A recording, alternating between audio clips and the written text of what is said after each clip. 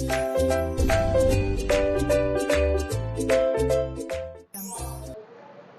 Students, good morning. Students, हमने पिछली class में एक्सरसाइज 4.2 के क्वेश्चन नंबर 2 तक सॉल्व कर लिए थे। आज हम क्वेश्चन नंबर 3 सॉल्व करने वाले हैं। इसमें एक नई प्रकार की आपके पास समस्या उभर के सामने आई है। इसका समाधान आपको द्विघात समीकरण बना करके करना है, ठीक है।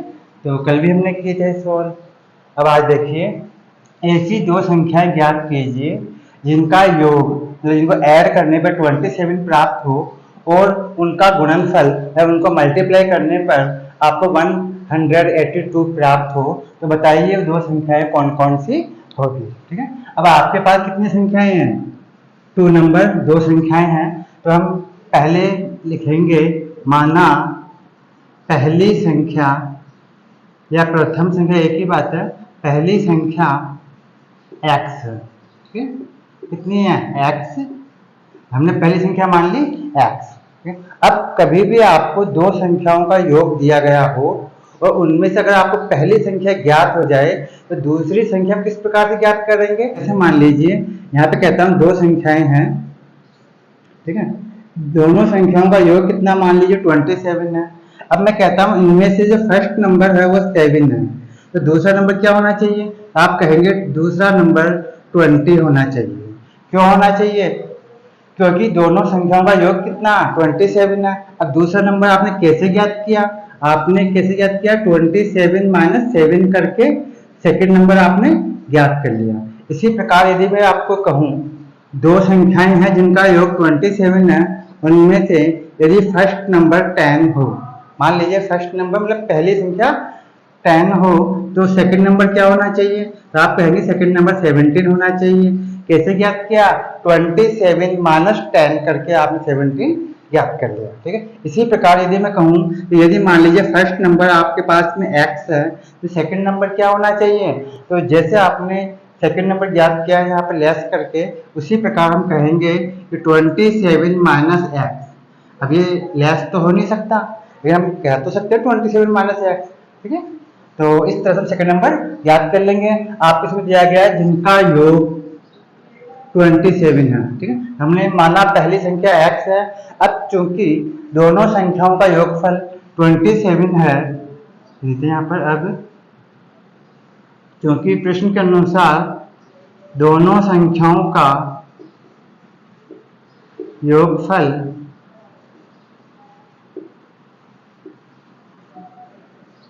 कितना 27 है, अतः इसलिए जो दूसरी संख्या होगी, अतः दूसरा नंबर होगा वो कितना हो जाएगा 27 माइनस एक्स। समझ में कुछ? ये फर्स्ट नंबर हो गया, ये सेकंड नंबर हो गया, ठीक है। इस तरीके से अब आगे क्या दिया हुआ आपको? अब कह रहा है इन दोनों संख्याओं को मल्टीप्लाई करने पर मतलब इनका जो गुणनफल है वो 182 प्राप्त होता है। यानी प्रश्न के अनुसार दोनों संख्याओं का गुणनफल, ठीक है, गुणनफल 182 प्राप्त होता है, ठीक है। इतना आपको मल्टीप्लाई करने पर रिजल्ट प्राप्त होता है।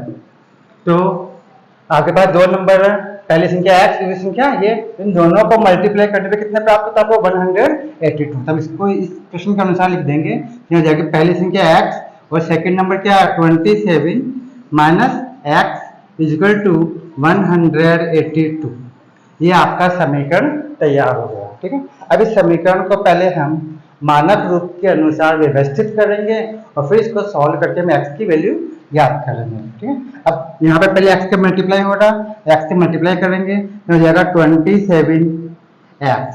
x का मल्टीप्लाई x से भी होगा तो हो जाएगा माइनस का x स्क्वायर, ठीक है, इक्वल टू 182। हिसाब कर देते हैं हम। इतना समझ में आ गया आपको? कोई दिक्कत है?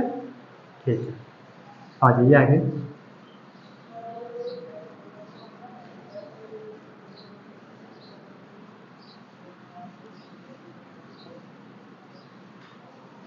और देखिए ये समीकरण तो अब तैयार हो गया। अब इसको लिखने का जो क्रम होता है उसमें ये होता है कि सबसे बड़ी घात वाला पद सबसे पहले लिखा जाता है। तो यहाँ पे माइनस का एक्स स्क्वायर पहले लिखा जाएगा, माइनस एक्स स्क्वायर, ठीक है। फिर एक्स का पद आएगा, एक्स किसका 27, एक्स प्लस का है, यहाँ पर लिखेंगे प्लस का 27 एक्स। अब ये जो 182 है ये दाएं पक्ष में है, इसको हम बाएं पक्ष में लेके आएंगे इधर, इसका साइन बदल जाएगा, ये हो जाएगा माइनस का 182 इक्वल टू 0, ठीक है। अब आपके यहाँ पे माइनस का साइन आएगा, इसको हटाने के लिए दोनों पक्षों में -1 का मल्टीप्लाई करना होगा। देखेंगे यहाँ पे दोनों पक्षों में -1 का मल्टीप्लाई करने पे, मतलब गुणा करने पर, ठीक है। अब -1 का मल्टीप्लाई इससे करेंगे तो कितना हो जाएगा, प्लस का एक्स स्क्वायर, इसका मल्टीप्लाई इससे करेंगे तो प्लस माइनस तो हो जाएगा माइनस, और 27 का मल्टीप्लाई 1 से करेंगे 27 प्राप्त होगा, और एक्स का एक्स, इसका मल्टीप्लाई इससे करेंगे तो माइनस माइनस हो जाएगा प्लस, और यहाँ हो जाएगा 182, और 0 का मल्टीप्लाई -1 से करेंगे क्या होगा, 0 ही प्राप्त होगा। अब आपको फैक्टर करना आपको आता ही है, कैसे मल्टीप्लाई करेंगे हम फैक्टर इसके, पहले हम a और c को मल्टीप्लाई करेंगे, ठीक है। तो यहाँ a और c को मल्टीप्लाई करने पे कितना प्राप्त होगा आपको, 182। तो हम इसके फैक्टर कर लेते हैं, ठीक है। तो ये आपको एक ऐसे दो फैक्टर चाहिए जिनका मल्टीप्लाई करने पर 182 प्राप्त हो, लेकिन ऐड करने पर या सब्ट्रैक्शन करने पर 27 प्राप्त हो, ठीक है। इसलिए बताया था आपको इस तरह से। तो इसमें हम पहले 2 का डिवाइड करेंगे, क्या हो जाएगा 91। अब इसके अंदर डिवाइड होगा 7 का 13 बार, और 13 का डिवाइड करेंगे तो 1 टाइम। अब इसके फैक्टर हो गए 2 × 7 × 13। इसमें दो सेट इस तरह से तैयार करने हैं आपको जिनका ऐड करने पर या सब्ट्रैक्शन करने पर 27 प्राप्त होता हो। हालांकि इन सबको मल्टीप्लाई करने पर कितना प्राप्त होगा, 182। हम क्या काम करते हैं, इन दोनों को ले लेते हैं, 2 और 7 ले लेते हैं। तो एक सेट तो जाएगा ये हो जाएगा 14, और एक 13 को अकेले सिंगल को ले लीजिए आप, 13 आ जाता है, ठीक है। इन दोनों का मल्टीप्लाई करेंगे तो 182, और दोनों में ऐड करेंगे कितना प्राप्त होगा आपको, 27, ठीक है। इसके फैक्टर हो जाएंगे 13 और 14, ठीक है। अब देखिए एक्स स्क्वायर -13x माइनस का 14x प्लस 182 इक्वल टू 0। आप दोनों को ऐड करना, और आपको माइनस का 27 चाहिए था, इसे दोनों के आगे हम किसका साइन लगाएंगे, माइनस का साइन लगाएंगे, ठीक है। अब इन दोनों पदों में कॉमन लेंगे और इन दोनों में भी कॉमन ले लेंगे, दो टर्म्स एक साथ, और ये लास्ट दो टर्म्स एक साथ। इन दोनों में कॉमन क्या आएगा, x, यहाँ हो जाएगा x - 13, यहाँ माइनस का साइन है इसलिए माइनस, इन दोनों में डिवाइड हो जाएगा 14 का, 14 से डिवाइड हो जाएंगे दोनों, तो 14 इसका डिवाइड करेंगे तो 14 से 14 कट जाएगा, क्या बचेगा x, 14 का डिवाइड 182 में करेंगे तो कितना हो जाएगा 13 माइनस का 13 इक्वल टू 0।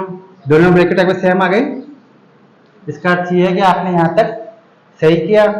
अब दोनों ब्रैकेट को हम वापस से कॉमन लेंगे, तो x - 13, तो यहाँ बच जाएगा x - 14 इक्वल टू 0। अब 0 को इनके बराबर रखेंगे तो x - 13 इक्वल टू 0, तो x इक्वल टू जाएगा प्लस का 13। एक नंबर तो आपके पास में दिया गया, सेकंड नंबर अपन इससे ज्ञात करेंगे, हो गया x - 14 इक्वल टू 0, तो x इक्वल टू प्लस का 14, ठीक है। ये आपके पास अभी तक प्रथम संख्या ज्ञात हुई है। अब आप कहेंगे प्रथम संख्या कैसे ज्ञात हुई है, क्योंकि हमने जो x है वो केवल प्रथम संख्या को ही माना था, लिखेंगे अतः यदि प्रथम संख्या, देखो दोनों वैल्यू प्लस की है, 13 भी प्लस का है और ये 14 भी प्लस का है, अतः यदि प्रथम संख्या, फर्स्ट संख्या या पहली संख्या बोल दो, यदि प्रथम संख्या x इक्वल टू 13 हो, तब दूसरी संख्या, ये दूसरी संख्या सेकंड नंबर जो है वो हमने क्या माना था, 27 माइनस एक्स। अब जो सेकंड नंबर है जिसको हमने कहा था 27 माइनस एक्स, तो इससे हम सेकंड नंबर ज्ञात कर रहे हैं, किससे, 27 माइनस एक्स से। जब फर्स्ट नंबर को 27 में से माइनस करेंगे तब आपको सेकंड नंबर ज्ञात होगा। हम लिखेंगे यहाँ पर 27 माइनस 13 क्या हो जाएगा, 14 होगी। ठीक है, सेकंड नंबर आपके पास 14 होगा। अब और यदि, अब इसको भी हम ले सकते हैं, और यदि प्रथम संख्या, आप फर्स्ट नंबर इस 14 को मान लेते हैं x इक्वल टू 14 हो, तब जो दूसरी संख्या है, जो सेकंड नंबर होगा, दूसरी संख्या जो मतलब 27 माइनस एक्स इक्वल टू हो जाएगा 27 माइनस 14 इक्वल टू 13 होगी।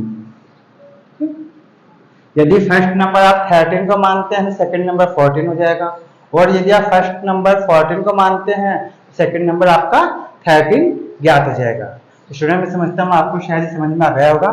क्वेश्चन नंबर 2 है, इसमें कोई दिक्कत है, समझ में आ गया, नोट कर लीजिए आप। अब हम क्वेश्चन नंबर 4 में आते हैं।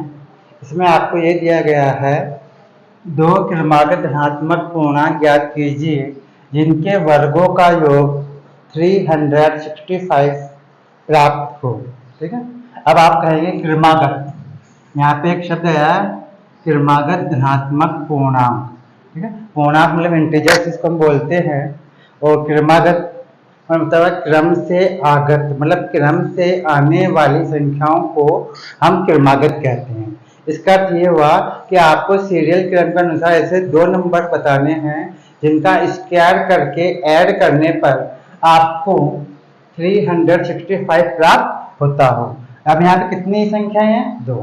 ठीक है, अब कभी भी आपको संख्याएं मानने क्रमागत, इसे किस तरह मानते हैं, पहली संख्या x, सेकेंड नंबर होता है x+1, फिर x+2, फिर x+3, फिर x+4 एंड दैट्स ऑन। इस तरीके से ये क्रमागत संख्याएं होती है, क्रम से आने वाली। फर्स्ट नंबर पर हम x मान लेते हैं, फिर जैसा कि आप जानते हैं, जैसे हम 1 ऐड करते ही नेक्स्ट नंबर आपको ज्ञात हो जाता है। x में 1 को ऐड करेंगे तो नेक्स्ट नंबर आ जाएगा x+1, इसमें 1 ऐड करेंगे तो x+2, इसमें 1 को ऐड करेंगे तो x+3, इसमें 1 को ऐड करेंगे तो x+4। इस प्रकार क्रम चलता जाता है, इन्हें बोलते हैं क्रमागत संख्याएं। ठीक है, तो लिखेंगे माना दो क्रमागत संख्याएं, क्रम से आने वाली संख्याएं जिनको बोलते हैं दो क्रमागत संख्याएं x तथा x और x+1 है, x+1 है। हमने फर्स्ट जो इंटीजर है वो x मान लिया, सेकंड इंटीजर अपने x+1 मान लिया। अब लिखेंगे प्रश्न के अनुसार इनके वर्गों का योगफल 365 प्राप्त होता है। ठीक है, लिखेंगे किस तरह से आएगा, देखो प्रश्नानुसार, प्रश्न के अनुसार यहाँ लिखेंगे हम दोनों संख्याओं के, ये दोनों नंबर जो आपने माने हैं, दोनों संख्याओं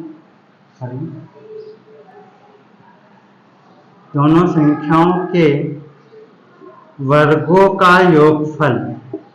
ठीक है, वर्ग में स्क्वायर, वर्गों का योगफल, ठीक है, कितना प्राप्त होता है, 365 प्राप्त होता है। ये आपको प्रश्न के अंदर दिया गया है। तो हम क्या करेंगे, जो फर्स्ट नंबर है वो है x, तो हम इसका भी वर्ग करेंगे, स्क्वायर करेंगे मतलब, और जो सेकंड नंबर है उसका भी स्क्वायर करेंगे, x+1 का भी स्क्वायर करेंगे। दोनों नंबर्स का स्क्वायर करके अगर ऐड किया जाए, क्या किया, जोड़ किया जाए, यहाँ दिया हुआ योग यानी सम। ठीक है, सम ऑफ हुज स्क्वायर इज 365। तो दो नंबर आपको दिए गए हैं, उनके स्क्वायर का ऐड करने पे 365 प्राप्त होता है, इसलिए हम इक्वल टू कर देंगे 365। ठीक है। अब देखिए यहाँ पर एक फार्मूला लगेगा, जब कभी भी दो पद एक ब्रैकेट में बंद हो और उन पर होल स्क्वायर लगा हुआ हो, उसका हमेशा हम फार्मूले से खोलते हैं। अब इसमें कौन सा फार्मूला लगेगा? आप कहेंगे यहाँ पर a प्लस बी का होल स्क्वायर वाला फार्मूला लग जाएगा। ठीक है। आपने 9th क्लास में पढ़ा होगा, एक फार्मूला पढ़ा होगा, a प्लस बी का होल स्क्वायर इक्वल टू होता है a स्क्वायर प्लस 2ab, ठीक है, प्लस b का होल स्क्वायर। ये फार्मूला हम देखा था 9th क्लास में भी। ठीक है। तो यहाँ पर इस फार्मूले को हम यहाँ लगाएंगे, इसमें लगाएंगे, तो यहाँ पे x प्लस 1 का होल स्क्वायर है। ठीक है। तो यहाँ पे एक्स स्क्वायर का एक्स स्क्वायर हो गया,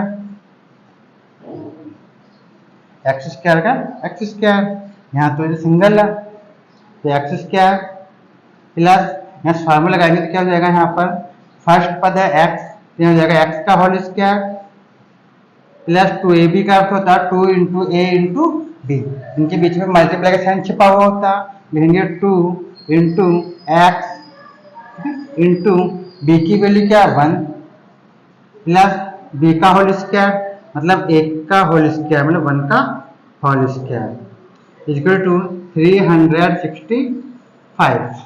ठीक है। कोई दिक्कत है? ये जो आपको बहुपद ये लाइन प्राप्त हुई है तो किससे प्राप्त हुई? इस फार्मूले को लगाने से प्राप्त हुई है। ठीक है। ये फार्मूला किसमें लगाया? इसमें x प्लस 1 का होल स्क्वायर के अंदर। ठीक है। इसको विस्तारित रूप में लिख दिया है। तो कोई दिक्कत है आपको? समीकरण तो आपका तैयार हो गया। ठीक है। अब इसको आपको मानक रूप में लिखना, ये हम इसीलिए इसको इस तरह से कर रहे हैं। अपने समझ में आ गया होगा शायद आपको। ठीक है। अब देखिए आगे, अब हम लिखेंगे एक्स स्क्वायर का एक्स स्क्वायर प्लस यहाँ पे एक्स स्क्वायर तो एक्स स्क्वायर रहेगा, ये भी यहाँ मल्टीप्लाई करेंगे 2 इंटू एक्स इंटू 1 कितना हो जाएगा प्लस का 2x, 1 का स्क्वायर करेंगे तो प्लस का 1, 1 का स्क्वायर करेंगे कितना आता है 1 ही आएगा। ठीक है। तो अब आगे यहाँ देखिए कितना 365 इक्वल टू में 365। ठीक है। अब यहाँ जो एक्स स्क्वायर एक्स से कितना हो गया 2x स्क्वायर। ठीक है। फिर दो बार अब प्लस का 2x इसी जैसे प्लस 1, इस 365 को हम बाएं पक्ष में लेके आएंगे तो अभी किसका प्लस का इधर आए किसका हो जाएगा माइनस का, लेंगे माइनस का 365 इक्वल टू 0। अगर जगह 2x स्क्वायर यहाँ जगह प्लस का 2x, यहाँ पे इन दोनों में ऐड होगा या सब्ट्रैक्शन होगा? तो आप कहेंगे दोनों में सब्ट्रैक्शन होगा। क्यों होगा सब्ट्रैक्शन? दोनों के साइन डिफरेंट है, अलग अलग साइन है, और अलग अलग जब साइन होते हैं तब क्या करते हैं सब्ट्रैक्शन करते हैं, मतलब घटाव करते हैं। ठीक है। तो देखिए आगे यहाँ हो जाएगा माइनस का 364 इक्वल टू 0। यह एक बार दिएगा समीकरण आ गया। लेकिन यदि किसी समीकरण के दोनों पक्षों में किसी एक ही नंबर का एक ही अंक का यदि डिवाइड हो जाए तो हम उसको डिवाइड करके उसी नंबर से उस समीकरण को थोड़े छोटे रूप में ला सकते हैं, जिससे हमको हल करने में आसानी होगी। देखिए यहाँ पे 2 है, 2 का डिवाइड यहाँ भी हो जाएगा, 2 का डिवाइड इसमें यहाँ भी हो सकता है, और 2 का डिवाइड इसमें यहाँ भी हो सकता है, और 0 में तो आप किसी भी अंक का डिवाइड कर सकते हैं। तो हम दोनों पक्षों में 2 का डिवाइड करेंगे ताकि ये समीकरण थोड़ा छोटे रूप में आ जाए और हमें फैक्टर करने में यानी गुणनखंड विधि से हल करने में सुविधा होगी। लेकिन दोनों पक्षों में, ठीक है, दोनों पक्षों में 2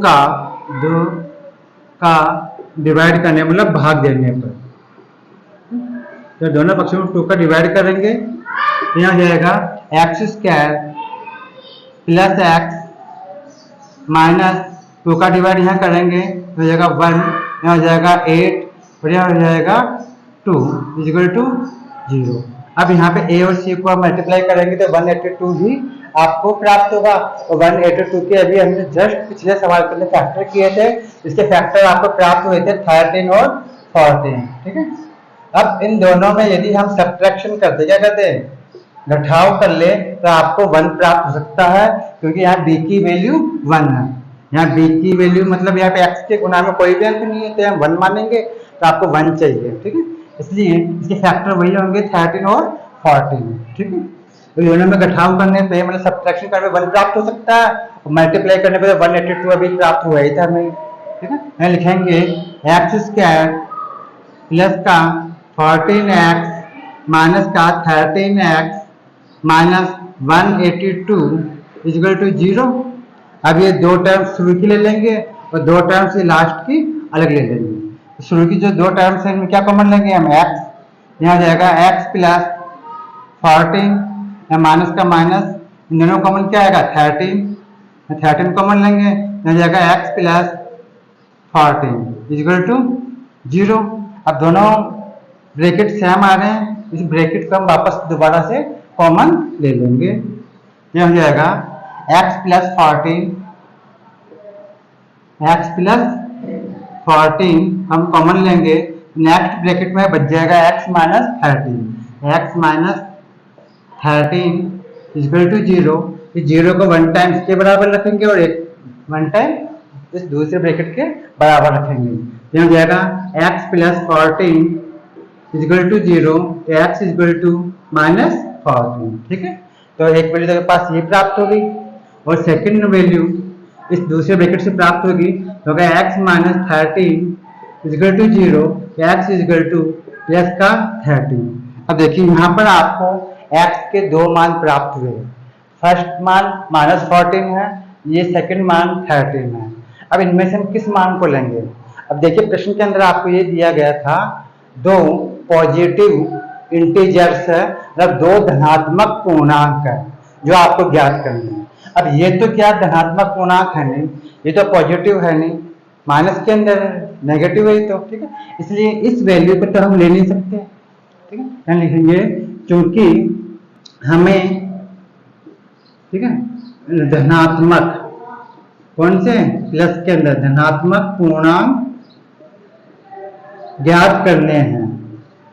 ठीक है, धनात्मक पूर्णांक ज्ञात करने हैं, अतः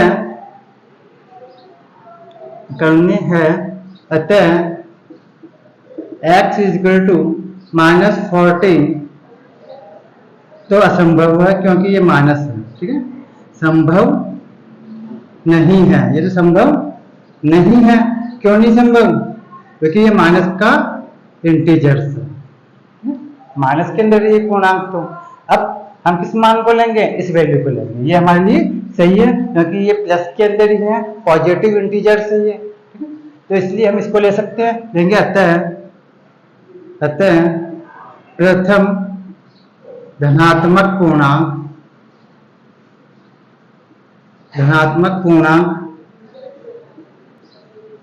तो हो गया x इक्वल टू 13।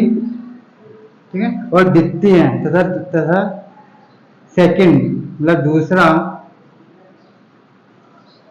धनात्मक पूर्णांक हो गया, दूसरा नंबर पर क्या लिया था x प्लस 1, तो x प्लस 1 का अर्थ हो गया 13 प्लस 1 यानी कितना हो जाएगा 14। ठीक है, ये दोनों आपके आंसर हो गए। ठीक है, आपको दो धनात्मक पूर्णांक ज्ञात करने थे, तो फर्स्ट पूर्णांक तो 13 हो गया और सेकंड पूर्णांक 14 हो गया।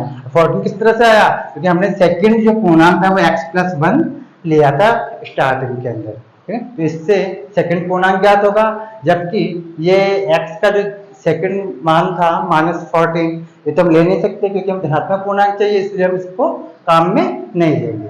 ठीक है, तो समझ में आ गया होगा आपको शायद। ठीक है स्टूडेंट, नोट कर लीजिए आप। ठीक, हेलो स्टूडेंट्स, अब हम क्वेश्चन नंबर 5 पे आते हैं। क्वेश्चन नंबर 5 में आपको ये दिया गया है, एक समकोण त्रिभुज की ऊंचाई का मतलब होता है लंब। ठीक है, तो उसकी जो ऊंचाई है वो इसके आधार से मतलब उसके बेस से, जो बेस होता है उससे 7 सेंटीमीटर कम है। और यदि उसका कर्ण 13 सेंटीमीटर हो तो अन्य दो भुजाएं ज्ञात कीजिए। समकोण त्रिभुज का अर्थ होता है जिसमें एक कोण 90 डिग्री के एंगल का होता है, जिसे हम समकोण त्रिभुज कहते हैं। इसमें वो कह रहा है कर्ण जो है इसको हम बोलते हैं हाइपोटेनस, और ये तो 13 सेंटीमीटर का है। जबकि इसका लंब मतलब इसको बोलते हैं लंब या ऊंचाई, ऊंचाई भी हम इसी को कहते हैं, क्योंकि ऊंचाई हमेशा लंबवत नापी जाती है। ठीक है, तो ये हो गया इसका कर्ण, ये इसका आधार मतलब बेस हो गया। ठीक है, अब इसमें यह दिया गया है कि जो इसकी ऊंचाई है वो इसके आधार से 7 सेंटीमीटर कम है। ठीक है, तो इसका मतलब ये हुआ कि यदि हम आधार को x मान लें तो इसका जो लंब है मतलब इसकी जो ऊंचाई है वो इससे 7 सेंटीमीटर कम करते ही प्राप्त हो जाएगी। तो हम लिखेंगे यहाँ पे लंब हो जाएगा x माइनस 7।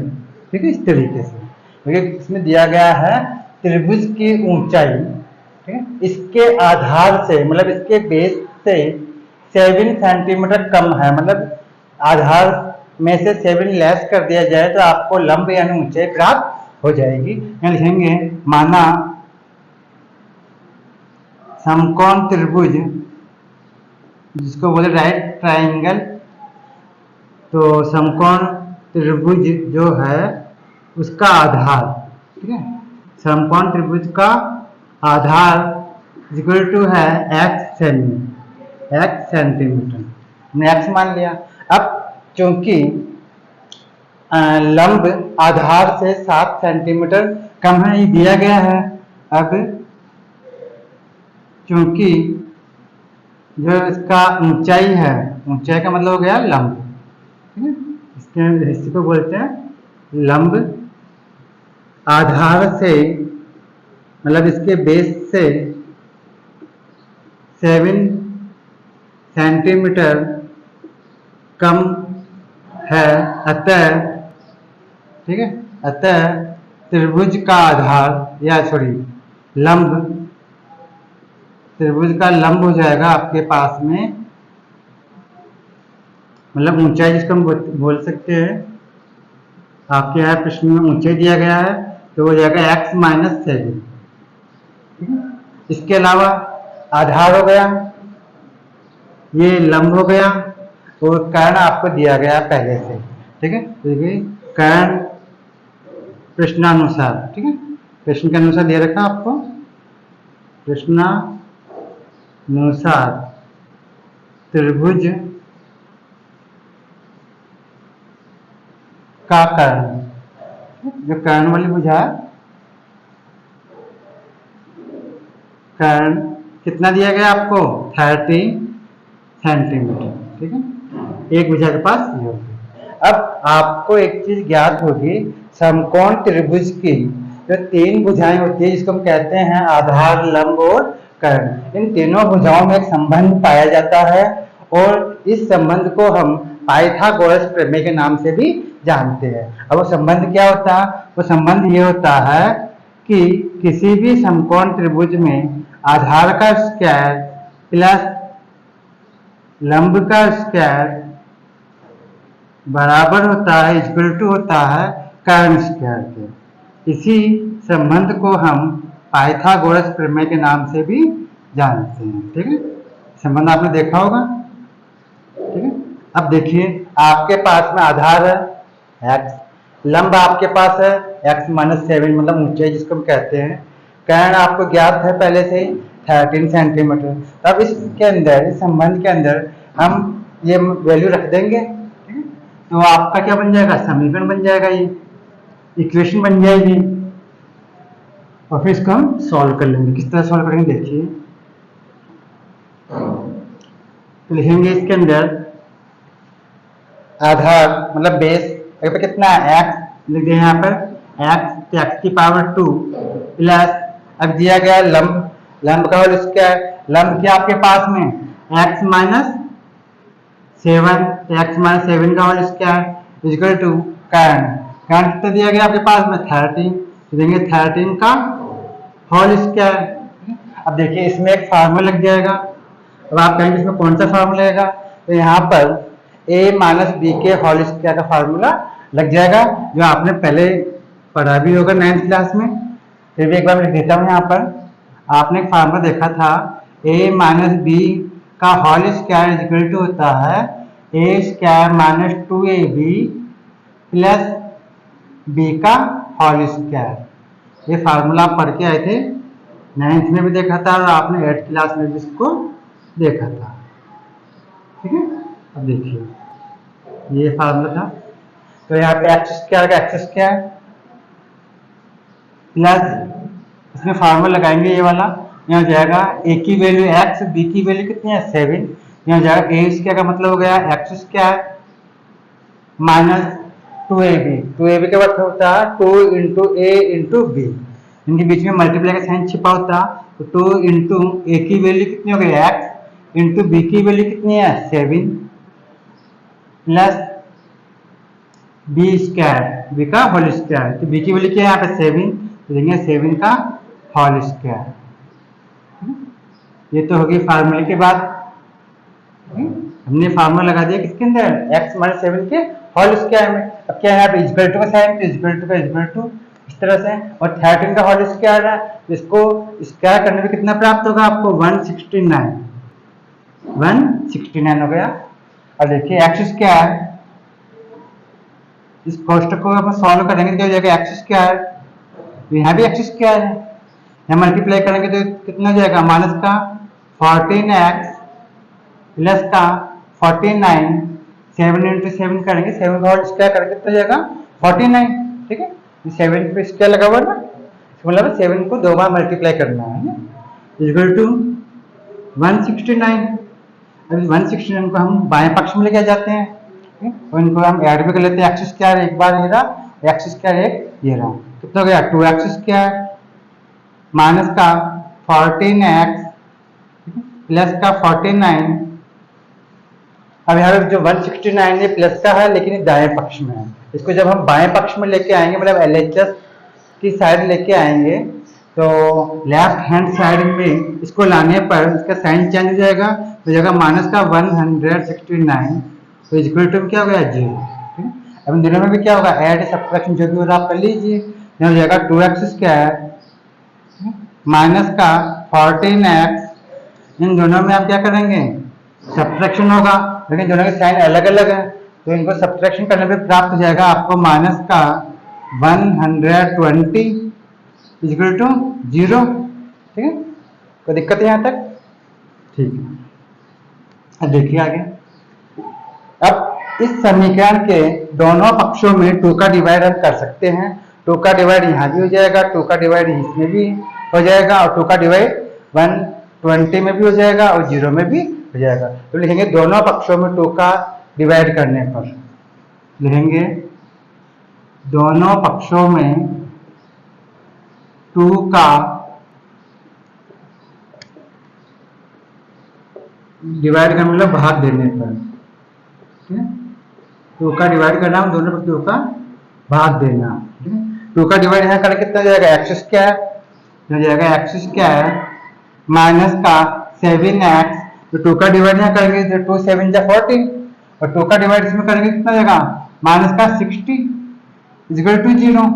अब यहाँ पे a और c को मल्टीप्लाई करेंगे तो कितना प्राप्त होगा आपको 60 प्राप्त होगा। ठीक है, a इंटू सी करने पर। अब 60 के ऐसे फैक्टर करने हैं आपको जिनको मल्टीप्लाई करने पर 60 प्राप्त हो, लेकिन ऐड करने पर या सब्ट्रैक्शन करने पे कितना प्राप्त हो आपको 7 प्राप्त हो। हम बोलेंगे 12 और 5 को और 12 का मल्टीप्लाई करेंगे कितना प्राप्त होगा 60, और दोनों में सब्ट्रैक्शन करेंगे कितना प्राप्त हो जाएगा आपको 7। यहाँ हो जाएंगे एक्स स्क्वायर माइनस का 12x प्लस का 5x माइनस 60 इक्वल टू 0। अब इन दोनों में कॉमन ले लेंगे और इन दोनों में भी कॉमन ले लेंगे। इन दोनों शुरू की जो 2 टर्म्स हैं इनमें क्या कॉमन आएगा x, यहाँ हो जाएगा x माइनस 12, यहाँ हो जाएगा प्लस इन दोनों में कॉमन आएगा 5, यहाँ हो जाएगा x माइनस 12। तो 5 का डिवाइड 5 में देंगे तो x बच जाएगा, 5 से 5 कट जाएगा, और 5 का डिवाइड 16 में करेंगे तो 12 टाइप किया जाएगा, इक्वल टू 0। दोनों ब्रैकेट सेम आ गई। अब इन दोनों ब्रैकेट का हम वन टाइम वापस से हम कॉमन ले लेंगे। हम लिखेंगे यहाँ पर x माइनस 12 वापस हम कॉमन लेंगे, नेक्स्ट ब्रैकेट में आगे बच जाएगा x प्लस 5 इक्वल टू 0। अब देखिए यहाँ पर x माइनस 12 इक्वल टू 0, तो x इक्वल टू हो जाएगा प्लस का 12, ठीक है। और सेकेंड टाइम इसके बराबर 0 लिखेंगे, यहाँ जाएगा x प्लस 5 इक्वल टू 0, तो जाएगा x equal to minus 5।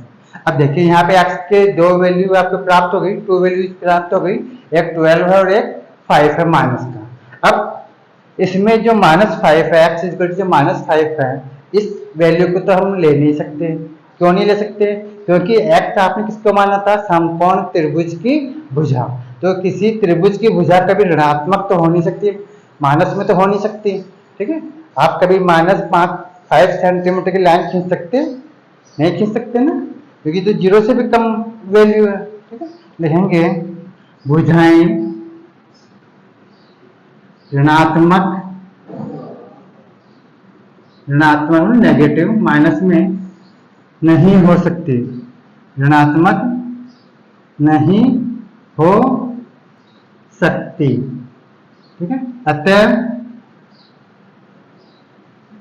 x equal to -5 संभव नहीं है, इसको तो हम ले नहीं सकते, ये संभव नहीं है कि ये वैल्यू हो जाए, ये तो संभव नहीं है, मतलब ग्रहण करने योग्य मान नहीं है, ठीक है। तो हम कौन सा वैल्यू लेंगे यहाँ पे? x इक्वल टू 12 ये ले लेंगे। तो यहाँ पे x आप किसको माना था? समकोण त्रिभुज का आधार आपने x माना था, ठीक है। इसको साफ कर देते हैं, समझ में आ गया होगा आपको, तो यहाँ क्लियर कर देते हैं। अब देखिए, अतः आपको दो भुजाएं ज्ञात करनी थी, ठीक है। तो जो x इक्वल टू 12 है, ये तो हो गया त्रिभुज का आधार। अतः समकोण त्रिभुज का आधार, समकोण त्रिभुज का आधार मतलब बेस, वो तो हो गया x इक्वल टू 12 मतलब 12 सेंटीमीटर, तथा ऊंचाई जिसको हम बोलते हैं लंब, ऊंचाई को आपने क्या माना था? आपको ये दिया गया था कि इसके आधार से 7 सेंटीमीटर मतलब 7 सेंटीमीटर कम करने पर आपको ऊंचाई प्राप्त होती है। तो हमने ऊंचाई मानी थी x माइनस 7, ठीक है। इसके अनुसार क्या हो जाएगा? यहाँ पे x की वैल्यू क्या है? यहाँ पे 12 लिखेंगे, यहाँ पे 12 माइनस 7 इक्वल टू 5 सेंटीमीटर। तो ये दोनों आपकी त्रिभुज की भुजाएं हो गई, यानी आपके आंसर प्राप्त हो गए। इसमें शायद समझ में आ गया होगा आपको इस क्वेश्चन, ठीक है, नोट कर लीजिए आप।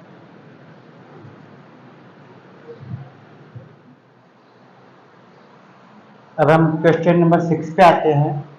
क्वेश्चन नंबर 6 में आपको ये दिया गया है कि एक कुटीर उद्योग, मतलब एक ऐसा छोटा सा उद्योग है बर्तन बनाने का, जो घर से ही संचालित किया जाता है। अब एक कुटीर उद्योग में एक दिन में कुछ बर्तन बनाए जाते हैं, ठीक है। अब एक विशेष दिन, एक स्पेशल दिन एक देखने में ये आया कि प्रत्येक नग, इसका अर्थ होता है एक पीस, सिंगल पीस। तो जो जितने बर्तन बनाए उनमें जो सिंगल पीस था, एक पीस जो था, उसकी निर्माण लागत, उसको बनाने का जो खर्चा था वो कितना आया? जितने उस दिन बर्तन बनाए गए, जितने उस दिन बर्तन बनाए गए उसको दुगना करके उसमें 3 ऐड कर दिया जाए, उतना खर्चा एक दिन का प्राप्त होता है, ठीक है। यदि उस दिन की कुल निर्माण लागत, टोटल जो खर्चा हुआ 90 रुपीज का हुआ, तो आपको बर्तनों की संख्या वो प्रत्येक नग मतलब एक बर्तन की लागत ज्ञात करनी है, ठीक है। तो आप देखिए यहाँ पे एक बर्तन का जो खर्चा है तो किस पे डिपेंड है? बर्तनों की संख्या पे डिपेंड है। तो हम क्या काम करेंगे? पहले स्टार्टिंग में बर्तनों की संख्या को ही x मान लेंगे, लिखेंगे माना माना विशेष दिन, ये स्पेशल दिन की बात हो रही है यहाँ पर, माना विशेष दिन बनाए गए या निर्मित बर्तनों की संख्या, ठीक है, निर्मित बर्तनों की संख्या x है। हमने मान लिया किसी विशेष दिन x बर्तन बनाए गए, ठीक है, x बर्तन बनाए गए। अब आगे दिया गया है इसमें प्रत्येक नग की निर्माण लागत, मतलब एक सिंगल पीस की जो लागत है, जो खर्चा आया है, उस दिन निर्माण किए गए बर्तनों की संख्या। तो आपने कितने बर्तन बनाए उस दिन? x बर्तन बनाए, तो बर्तनों की संख्या के दुगने से 3 अधिक थी। इस लाइन का ध्यान से पढ़िए। प्रत्येक नग की जो निर्माण लागत है, एक पीस को बनाने का जो खर्चा है, वो खर्चा कितना आया? उस दिन निर्माण किए गए बर्तनों की संख्या के दुगने से 3 अधिक थे, ठीक है। तो इस लाइन के अनुसार हम एक पीस का खर्चा ज्ञात करेंगे। अतः एक पीस, ठीक है, एक नग की निर्माण लागत, एक नग की निर्माण लागत, मतलब एक पीस को बनाने कितना खर्चा आया। तो क्या दिया गया? जितने बर्तन बनाए गए पहले इसको दुगना कीजिए, मतलब इसको पहले 2 से मल्टीप्लाई कीजिए। तो x बर्तन बनाए गए, इसको मैं पहले 2 से मल्टीप्लाई करूंगा तो क्या हो जाएगा? 2x, ठीक है। क्योंकि बर्तनों की संख्या के दुगने से, मतलब इसको दुगना करके 3 अधिक करना है आपको, मतलब इसमें +3 और करना है। तो 2x + 3 इतना खर्चा आता आपके एक बर्तन का, ठीक है। एक सिंगल पीस बर्तन बनाने का इतना खर्चा आता है। तो 2x + 3 रुपीज, ये एक बर्तन का खर्चा है, एक नग की निर्माण लागत है। अब आपको, जैसे मैं कहता हूं, मान लीजिए मैंने एक दिन भर में 10 बर्तन बनाए। कितने बर्तन बनाए? 10 बर्तन बनाए। एक बर्तन का, ठीक है, एक जो बर्तन है उसका खर्चा आता है 5 रुपीज। मान लीजिए मैं 10 बर्तन बनाए और एक बर्तन का खर्चा आता है 5 रुपए। अब बताइए टोटल कितना खर्चा आएगा? टोटल कितना खर्चा हुआ? कुल कितना खर्च कर दिया मैंने? तो आप कहेंगे 10 × 5 = 50, यानी मैंने टोटल 50 रुपीज खर्च कर दिए। क्योंकि मैं 10 बर्तन बनाए, बर्तन की संख्या कितनी है? 10, और एक बर्तन को बनाने का खर्चा कितना आ रहा? मान लीजिए 5 रुपीज का आ रहा। तो टोटल खर्चा निकालने के लिए, हम कुल लागत निकालने के लिए क्या करेंगे? दोनों को मल्टीप्लाई करेंगे। सेम यही काम हम यहां भी करेंगे, ठीक है। देखिए लिखेंगे अतः कुल निर्माण लागत, कुल निर्माण लागत, ठीक है, मतलब टोटल जितने भी बर्तन बनाए, सब बर्तनों को बनाने में टोटल कितने रुपए खर्च हुए, तो वो होगा, इन दोनों को हम मल्टीप्लाई करेंगे। हो जाएगा बर्तनों की संख्या कितनी है यहाँ पे? x। अब एक बर्तन को बनाने का खर्चा कितना आ रहा? 2x + 3, तो देखिए 2x + 3, ये जितने भी बर्तन आपने बनाए उन सभी बर्तनों को बनाने का लागत मूल्य आ गया, ठीक है। कुल निर्माण लागत ये है। अब आपको जो कुल निर्माण लागत है वो प्रश्न में भी दी गई है। रियल में जो कुल निर्माण लागत है प्रश्न के अनुसार वो कितनी है? 90 रुपीज। लिखेंगे जबकि प्रश्नानुसार, जबकि प्रश्न में भी दी गई है तो, है ना, जबकि प्रश्नानुसार, प्रश्न के अनुसार, ठीक है, प्रश्नानुसार कुल जो निर्माण लागत है वो कितनी है? कुल निर्माण लागत आपके प्रश्न के अनुसार है 90 रुपीज की, 90 रुपीज की। अब देखिए हमारे अनुसार जो हमने x मान करके, बर्तन की संख्या x मान करके हमने निर्माण लागत ज्ञात की है, वो तो है ये। जबकि प्रश्न के अनुसार कितनी है? 90 रुपीज। अब दोनों क्या कुल निर्माण लागत ही है, तो हम दोनों क्या कर देंगे? इक्वल टू में बराबर कर देंगे। हम लिखेंगे इस तरह से करेंगे, अतः यहाँ कर देते हैं, ठीक है, अतः आपके अनुसार कुल निर्माण लागत कितनी है? तो आप कहेंगे साहब x और यहाँ पे इंटू में 2x+3, ये आपके अनुसार कुल निर्माण लागत है, जबकि प्रश्न के अनुसार कितनी कुल लागत है, तो आप कहेंगे 90 रुपीज है। ठीक है, तो इनको बराबर करते ही आपका क्या तैयार हो गया, ये समीकरण तैयार हो गया। अब इस समीकरण को हम मानक रूप के हिसाब से पहले व्यवस्थित करेंगे, फिर इसको सॉल्व करेंगे। तो यहाँ पे x का मल्टीप्लाई होगा, तो करेंगे यहाँ पे 2x² प्लस का 3x इक्वल टू 90। कोई दिक्कत है यहाँ तक? अब 90 को हम बाएं पक्ष में लेके आएंगे, हमारे बारे बाएं साइड लेके आएंगे, क्या हो जाएगा 2x², ठीक है, प्लस 3x माइनस का 90 इक्वल टू 0। कोई दिक्कत है इसमें यहाँ तक? बोलिए, समझ आ गया इतना? ठीक है, ठीक है। अब इसको सॉल्व कर देते हैं हम।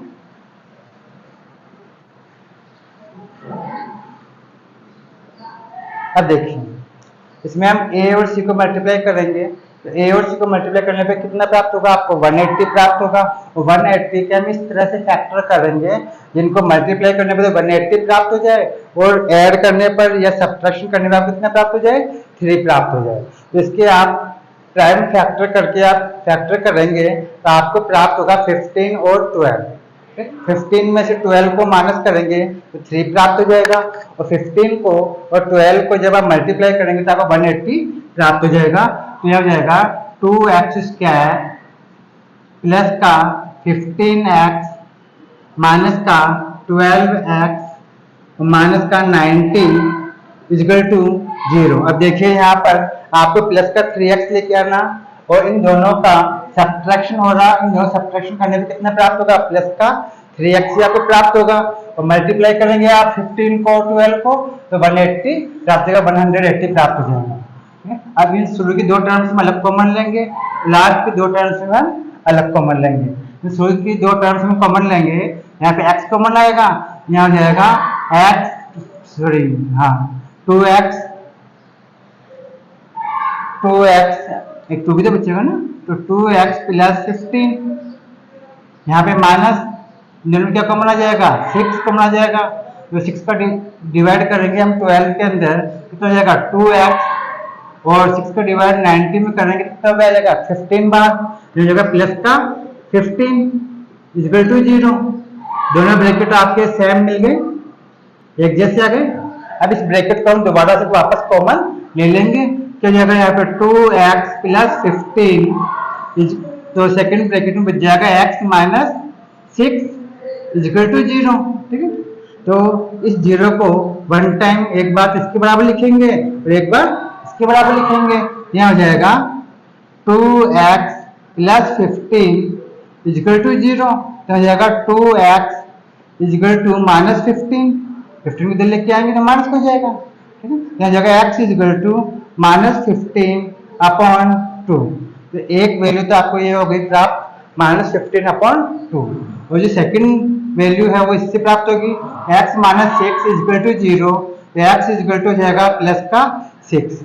अब देखिए आपने x किसको माना था, तो आपने x माना था बर्तनों की संख्या को, विशेष दिन बनाए गए बर्तनों की संख्या को हमने x माना था। ठीक है, हम लिखेंगे ये वैल्यू जो माइनस 15 अपॉन 2 है, इसको तो हम ले नहीं सकते क्योंकि तो माइनस का है। ठीक है, लेंगे बर्तनों की संख्या, बर्तनों की संख्या ऋणात्मक हो सकती है क्या, माइनस में भी बर्तन बन सकते हैं क्या भाई, नहीं बन सकते ना, तो बर्तनों की संख्या ऋणात्मक नहीं हो सकती।